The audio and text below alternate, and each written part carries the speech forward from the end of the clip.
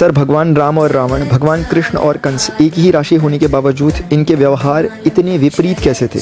क्या ये ज्योतिष शास्त्र का एक्सेप्शन है? बेटे, पुराणों में एक कथा है जो संकेत रूप में कुछ समझाने का प्रयास करती है। एक बार एक राजा ने एक सभा बुलाई और इसी प्रकार का प्रश्न किया जैसा आपने मुझसे अभी किया। राजा बोले, मेरी जन्म पत्रिका में मेरे राजा बनने का योग था, सो मैं राजा बन गया। लेकिन उसी घड़ी और मुहूर्त में अन्य जातकों का जन्म भी तो हुआ होगा, लेकिन वे राजा न बन सके। इसका कारण क्या है? राजा के इस प्रश्न पर सभी निरुत्तर हो गए। तभी अचानक एक वृद्ध खड़े हुए और बोले, महाराज, आपके इस प्रश्न का उत्तर सुदूर जंगल में रहने वाले एक महात्मा ही दे सकते हैं। अब राजा घने जंगलों को पार करते हुए उन महात्मा के पास पहुंचे और देखते हैं कि महात्मा आग की ढेरी के पास बैठकर गरम गरम अंगारे खाने में व्यस्त हैं। राजा के प्रश्न को सुनने के बाद वे महात्मा बोले, तुम्हारे प्रश्नों का उत्तर दूर पहाड़ियों के बीच में रहने वाला वह महात्मा दे सकता है। राजा की जिज्ञासा अब और बढ़ चुकी थी। दुर्गम रास्तों को पार करते हुए वे दूर पहाड़ियों में उस महात्मा के पास भी पहुंचे, लेकिन वहां पहुंचते ही राजा हतप्रभ हो गए, क्योंकि दृश्य कुछ ऐसा ही था। महात्मा अपना ही मांस चिमटे से नोच नोच कर खा रहे थे। और प्रश्न पूछे जाने के बाद ये महात्मा भी बोले, अभी मैं भूख से बेचैन हूँ और मेरे पास तुम्हारे प्रश्न का उत्तर देने का समय नहीं। आगे आदिवासी गांव में एक बच्चे का जन्म होने वाला है, वह कुछ क्षणों तक जीवित रहेगा और वही तुम्हारे प्रश्नों का उत्तर दे सकता है। राजा बेचैन हुआ और सोचने लगा, बड़ी अजीब पहेली बन गया मेरा प्रश्न। अब राजा की उत्सुकता बहुत प्रबल हो चुकी थी। बीहड़ों को पार करता हुआ वह उस आदिवासी गांव तक पहुंचा और दंपति को सारी बात कह सुनाई। जैसे ही उस बच्चे का जन्म हुआ, दंपति ने क्षण न गवाते हुए अपने बच्चे को राजा के समक्ष रख दिया। राजा को देखते ही वह बालक आश्चर्यजनक रूप से मुस्कुराया और बोला, हे राजन, मेरे पास भी समय नहीं, लेकिन जाने से पहले मैं तुम्हारे प्रश्न का उत्तर देकर जाऊंगा। तुम, मैं और वो दो महात्मा 7 जन्मों पहले राजकुमार भाई एक बार शिकार खेलते खेलते हम जंगल में भटक गए और 3 दिन तक भूख और प्यास से तड़पते रहे। अचानक हमें आटे की एक पोटली मिली, उससे हमने 4 बाटियां सेकी। हम खाने बैठे ही थे कि भूख प्यास से व्याकुल एक महात्मा हमारे समक्ष आकर खड़े हो गए। आग खाने वाले उन भैया से उन महात्मा ने कहा, बेटा, मैं 10 दिन से भूखा हूँ, मुझे भी कुछ खाने को दे दो, मुझ पर दया करो जिससे मेरा जीवन भी बच पाए। सुनना ही था और भैया भड़क उठे और बोले, यदि बाटी मैं तुम्हें दे दूंगा तो मैं क्या खाऊंगा, आग। फिर वे महात्मा मांस खाने वाले भैया के पास पहुंचे और उनसे बोले, मुझ पर दया करो, मेरे जीवन को बचा लो। इतना सुनते ही भैया बोले, बड़ी मुश्किल से प्राप्त इन बाटियों को यदि मैं तुम्हें दे दूंगा तो मैं क्या खाऊंगा, मांस। वह बच्चा बोला, भूख से लाचार वह महात्मा मेरे पास भी पहुंचे राजा, मुझसे भी उन्होंने बाटी मांगी, किंतु मैं भी भूख के आवेश में अपना विवेक खो चुका था और मैंने भी उन्हें बोला, चलो आगे बढ़ो, क्या मैं भूखा मरूं? और अंतिम आशा लिए हुए उन महात्मा ने तुम्हारे आगे भी याचना करी, लेकिन तुमने खुशी से आदर सहित अपनी आधी बाटी उनको दे दी। बाटी पाकर महात्मा प्रसन्न हो गए और बोले, तुम चारों का भविष्य तुम्हारे कर्मों और व्यवहार के आधार पर फलित होगा। बालक ने कहा, इस प्रकार उस घटना के आधार पर हम चारों अपने कर्मों के आधार पर अपना फल भोग रहे हैं राजन। और यह कहकर उस बालक ने राजा के हाथों में ही प्राण त्याग दिए। धरती पर एक ही समय में कई प्रकार के फल और फूल खिलते हैं, किंतु सबके रूप, आकार, प्रकार, गंध, स्वाद भिन्न भिन्न होते हैं। तब राजा को भी अनुभव हुआ कि शास्त्र भी 3 प्रकार के, ज्योतिष शास्त्र, कर्तव्य शास्त्र और व्यवहार शास्त्र। सभी जातक अपना किया, दिया और लिया ही पाते हैं, यही है जीवन। यदि गलत पासवर्ड से एक छोटा सा मोबाइल नहीं खुल पाता तो गलत कर्मों के आधार पर कैसे अच्छे परिणामों की उम्मीद की जा सकती है? इसीलिए केवल ग्रह नक्षत्रों की चाल ही आपके भविष्य का निर्माण नहीं करती, बल्कि कर्मों के गणित का भी अपना एक अलग हिसाब।